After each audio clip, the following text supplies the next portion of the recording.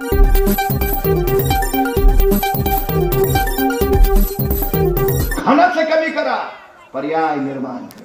मी नेहमी एक गोष्ट सांगतो, एक राजा होता, त्या राजाच्या समोर दोन कैदी आले। राजाने आरोप ऐकले आणि शिक्षा सुनावली, मरेपर्यंत फाशी। फाशीची शिक्षा ऐकल्याबरोबर एक कैदी तिथं चक्कर येऊन पडला, दुसरा कैदी मात्र न्यूटन असल्यासारखा विचार करत बसला होता। पहिला शुद्धीवर आला तरी दुसरा न्यूटनच। मग पहिल्याने विचारलं, तू शिक्षा ऐकली नाही का? तो म्हटला ऐकली ना।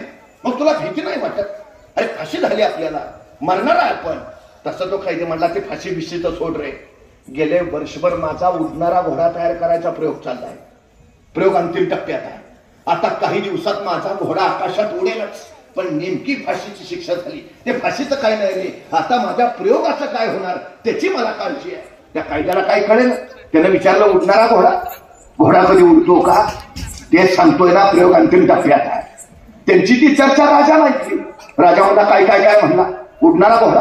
डोक्यावर पडलाय का? घोडा कधी उडतो का? तसा तो कैदी म्हटला, महाराज, मरणारा माणूस खोटं नाही बोलत।